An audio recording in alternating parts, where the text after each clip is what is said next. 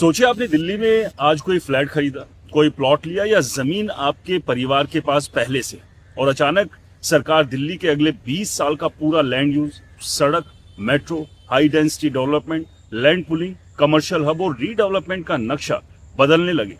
तो सवाल सिर्फ इतना नहीं है कि दिल्ली कैसी दिखेगी, असली सवाल यह है कि आपकी जमीन की कीमत कितनी बढ़ेगी, किस इलाके में कंस्ट्रक्शन की परमिशन मिलेगी, कहाँ डेवलपमेंट आएगा, और कहीं ऐसा तो नहीं कि आपकी जमीन कागज पर तो करोड़ों की हो जाए लेकिन इस्तेमाल करना मुश्किल हो जाए। यही वजह है कि दिल्ली का मास्टर प्लान 2047 सिर्फ सरकारी फाइल या टाउन प्लानिंग का डॉक्यूमेंट नहीं, बल्कि अगर आप दिल्ली की प्रॉपर्टी के मालिक हैं, जमीन खरीदने की सोच रहे हैं, बिल्डर हैं, इन्वेस्टर है या दिल्ली में फ्लैट लेकर बैठे हैं, तो आपको इसे समझना बहुत जरूरी है। और अब सबसे बड़ी खबर ये कि डीडीए यानी दिल्ली डेवलपमेंट अथॉरिटी ने एमपीडी 2047 के ड्राफ्ट नोटिफिकेशन के बाद सिर्फ कागज पर प्लान बनाना छोड़ने के बजाय अगले 3 महीनों में करीब 20 बैठक करने की प्लानिंग बनाई।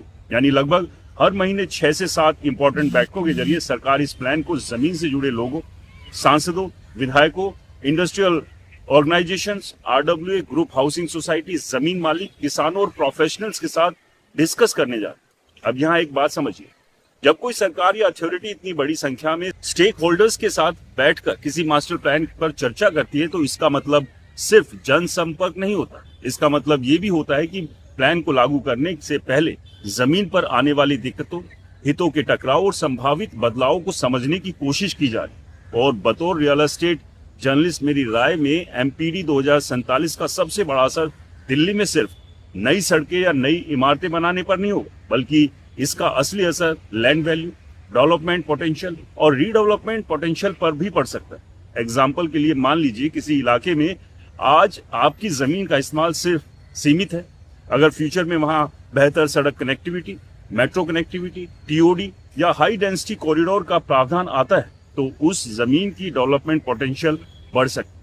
और रियल एस्टेट में डेवलपमेंट पोटेंशियल बढ़ना अक्सर जमीन की कीमत पर भी असर डालता है। लेकिन यहाँ सावधानी भी उतनी ही जरूरी है, क्योंकि हर टीओडी कॉरिडोर के पास जमीन होने का मतलब ये नहीं कि आपकी जमीन की कीमत रातों रात दोगुनी हो जाए। सबसे पहले land use, zoning, FAR, building norms, road width, infrastructure availability और एक्चुअल नोटिफिकेशन देखना पड़ेगा।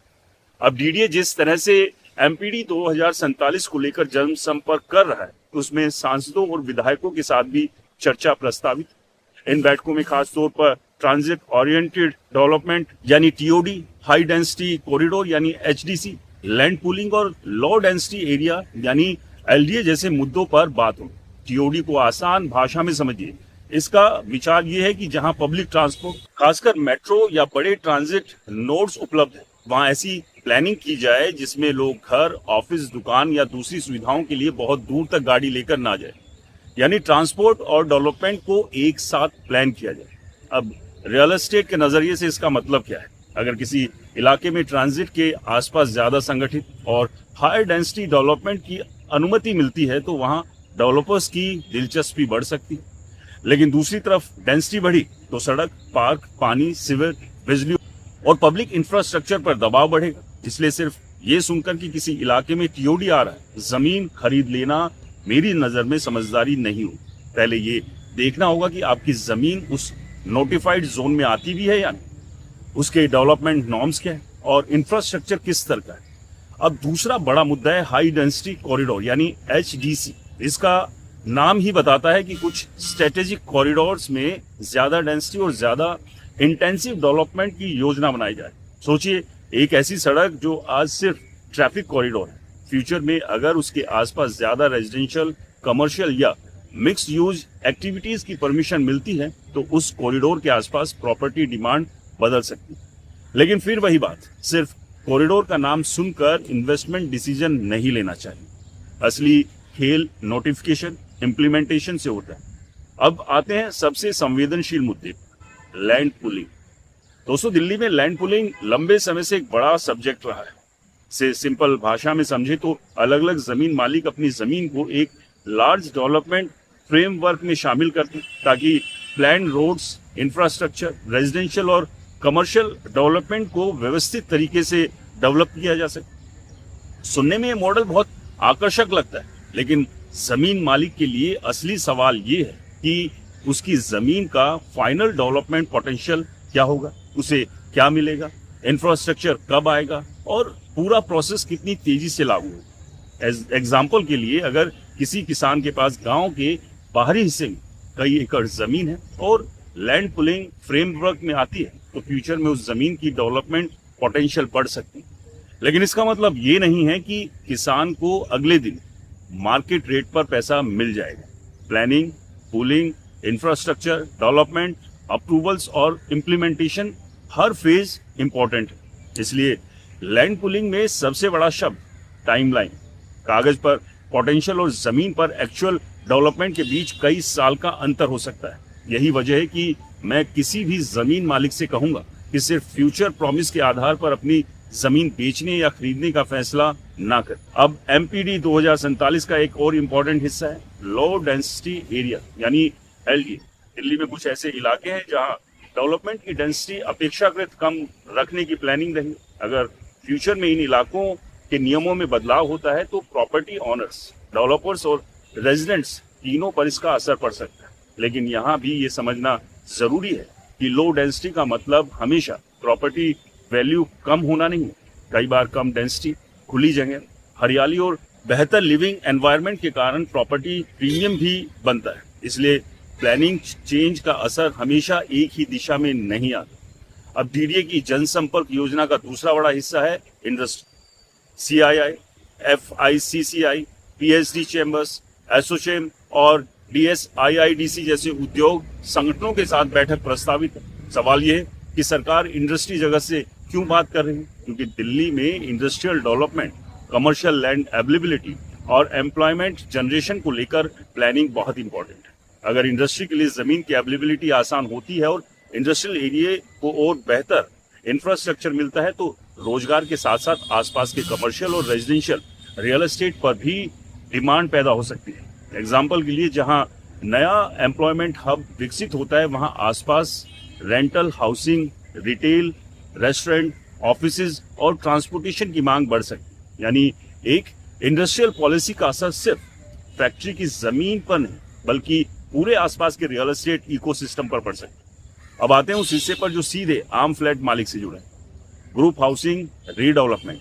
DDA, RWA, group housing societies, cooperative group housing societies और दूसरे स्टेक होल्डर्स से भी बातचीत करेगा। अब जरा सोचिए, दिल्ली की कई पुरानी हाउसिंग सोसाइटीज आज 30 से 40 साल पुरानी हो चुकी। इमारतें पुरानी हैं, एमिनिटीज सीमित, पार्किंग की प्रॉब्लम और मेंटेनेंस भी चैलेंज बन चुका है। अगर एमपीडी 2047 के तहत रीडेवलपमेंट के लिए बेहतर फ्रेमवर्क और डेवलपमेंट पोटेंशियल मिलता है तो ऐसी सोसाइटीज के लिए ये बहुत बड़ा अवसर हो सकता है। एग्जाम्पल के लिए, अगर किसी पुराने कॉम्प्लेक्स में 100 परिवार रहते और रीडेवलपमेंट के बाद बेहतर प्लानिंग के साथ modern towers, parking, green area और एमिनिटीज बनाई जा सकती है तो रेजिडेंट्स को पुरानी प्रॉपर्टी के बदले ज्यादा मॉडर्न हाउसिंग मिल सकती है। लेकिन रीडेवलपमेंट का दूसरा पक्ष भी है। रेजिडेंट्स की concern, developer selection, temporary accommodation, construction timeline, financial viabilities और लीगल अप्रूवल्स। इसलिए सिर्फ ब्रोशर्स में लिखा रीडेवलपमेंट देखकर खुश होने के बजाय रेजिडेंट्स को एग्रीमेंट की हर शर्त समझनी चाहिए। अब एक और महत्वपूर्ण स्टेक होल्डर है आरडब्ल्यू और आम रेजिडेंट्स। मुझे लगता है कि इस पूरे प्रोसेस में सबसे ज्यादा जरूरी यही है कि दिल्ली का मास्टर प्लान सिर्फ प्लानर्स और बिल्डर्स की बातचीत बनकर ना रहे, क्योंकि जमीन पर रहने वाला आदमी जानता है कि उसके इलाके में असली प्रॉब्लम्स क्या है। कहीं सड़क छोटी है, कहीं पार्किंग नहीं है, कहीं सीवर लाइन की कैपेसिटी कम है, कहीं पानी की प्रॉब्लम है, कहीं स्कूल और हॉस्पिटल बहुत ज्यादा दूर है। अगर प्लानिंग डॉक्यूमेंट में डेंसिटी बढ़ाने की बात है लेकिन इंफ्रास्ट्रक्चर की कैपेसिटी नहीं बढ़ाई गई तो डेवलपमेंट लोगों की जिंदगी आसान करने के बजाय मुश्किल कर सकते। इसलिए एमपीडी 2047 में सिर्फ कितने फ्लैट बनेंगे ये नहीं, बल्कि कितनी सड़क, कितना पानी, कितना सीवरेज, कितनी पार्किंग, कितनी पब्लिक ट्रांसपोर्ट और कितनी ग्रीन स्पेस होगी, ये भी उतना ही महत्वपूर्ण है। अब बात करते हैं यमुना की। डीडीए के जनसंपर्क अभियान में यमुना के पुनर्जीवन और दिल्ली के ब्लू ग्रीन नेटवर्क का भी जिक्र है। इसका मतलब है कि दिल्ली के डेवलपमेंट को सिर्फ कंक्रीट जंगल बनाने की बजाय waterways, green corridors, parks, ecological area और नेचुरल सिस्टम के साथ जोड़ने की कोशिश। अगर ये वास्तव में जमीन पर लागू होता है तो दिल्ली की लिवेबिलिटी पर बड़ा असर पड़ सकता है। लेकिन यमुना के आसपास डेवलपमेंट सबसे संवेदनशील सब्जेक्ट्स में से एक, यहाँ environmental restrictions, flood plain, construction permissions और लीगल रेगुलेशंस को नजरअंदाज करके कोई भी प्रॉपर्टी डिसीजन नहीं लिया जाना चाहिए। मैं यहाँ एक और बहुत साफ सलाह देना चाहूँ, यमुना के आसपास कोई भी जमीन सिर्फ इस उम्मीद में मत खरीदिए कि मास्टर प्लान आने के बाद उसकी कीमत आसमान छू जाएगी। पहले लैंड का स्टेटस देखिए, फ्लड प्लेन रेस्ट्रिक्शंस देखिए, लैंड यूज और सभी सरकारी रिकॉर्ड्स की अच्छे से जांच कीजिए। अब एमपीडी 2047 में हेरिटेज कंजर्वेशन की बात भी। दिल्ली सिर्फ बिल्डिंग का शहर नहीं, यहाँ हिस्टोरिकल एरिया और हेरिटेज स्ट्रक्चर भी है। अगर हेरिटेज कंजर्वेशन मजबूत होता है तो कुछ इलाकों में अनकंट्रोल रीडेवलपमेंट सीमित हो सकता है, यानी हर जगह हाई राइज या कमर्शियल डेवलपमेंट की परमिशन मिलना जरूरी नहीं।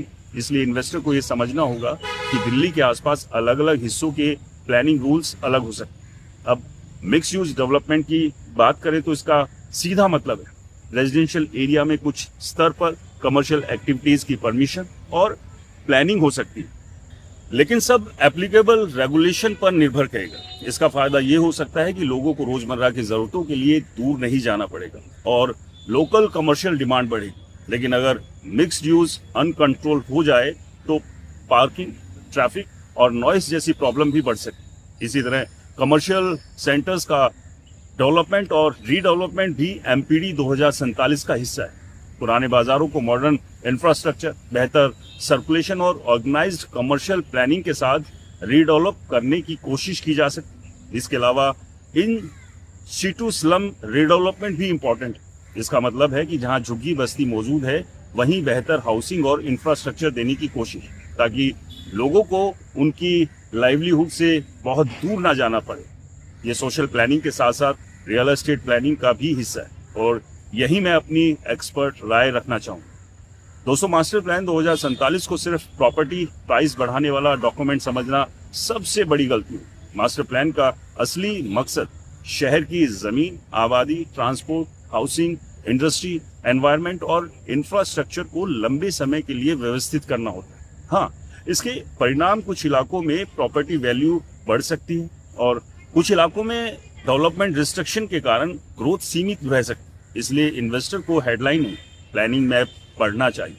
आज अगर कोई ब्रोकर आपको फोन करके कहता है कि सर यहाँ मास्टर प्लान आ रहा है, अभी जमीन खरीद लो, 6 महीने में पैसा दोगुना हो जाएगा, तो मेरी सलाह है पहले कागज मांगिए, नोटिफिकेशन मांगिए, लैंड यूज चेक कीजिए और डेवलपमेंट पोटेंशियल वेरिफिकेशन कीजिए। दोस्तों याद रखिए, रियल एस्टेट में सबसे महंगी गलती अक्सर प्रॉपर्टी खरीदना नहीं होती, बल्कि सही प्रॉपर्टी को गलत कीमत पर खरीदना होता है। और दिल्ली जैसे शहर में प्लानिंग पॉलिसी के कारण एक ही सड़क के दोनों तरफ मौजूद जमीन का फ्यूचर अलग हो सकता है। इसलिए एमपीडी 2047 के संदर्भ में 3 चीजें सबसे इंपॉर्टेंट। पहले, कहाँ डेवलपमेंट डेंसिटी बढ़ेगी, दूसरा, कहाँ इंफ्रास्ट्रक्चर वास्तव में पहुंचता है, और तीसरा, इम्प्लीमेंटेशन कितनी तेजी से होता है। तो दोस्तों, अगले 3 महीनों में प्रस्तावित 20 स्टेक होल्डर्स मीटिंग इसलिए इंपॉर्टेंट है क्योंकि इसमें टीडीए को ग्राउंड लेवल फीडबैक मिलेगा। सांसद, विधायक लोकल इश्यूज बताएंगे, आरडब्ल्यू रेजिडेंशियल की प्रॉब्लम बताएंगे, इंडस्ट्री, लैंड और इंफ्रास्ट्रक्चर की जरूरत को जो है वो सामने रखेगी, फार्मर्स और लैंड ऑनर्स लैंड पुलिंग की चिंता रखेंगे, आर्किटेक्ट और प्लानर्स टेक्निकल चैलेंजेस बताएंगे और ग्रुप हाउसिंग सोसाइटीज रीडेवलपमेंट की पोटेंशियल प्रॉब्लम को सामने लेकर आएंगे। यानी कंस्ट्रक्शन प्रोसेस अगर ईमानदारी और ट्रांसपेरेंसी से चलता है तो मास्टर प्लान 2047 को ज्यादा प्रैक्टिकल बनाया जा सकता है। तो दोस्तों, ये थी एमपीडी 2047 की पूरी कहानी। आपको क्या लगता है इससे दिल्ली में कितना बदलाव आएगा और दिल्ली के किस इलाके में आप रहते हैं, कमेंट्स कर जरूर बताएं। वीडियो पसंद आया तो इसे लाइक करें, शेयर करें और आपके अपने चैनल को सब्सक्राइब और फॉलो करना बिल्कुल ना भूलें। मिलते हैं अगले वीडियो में, तब तक के लिए नमस्कार, जय हिंद।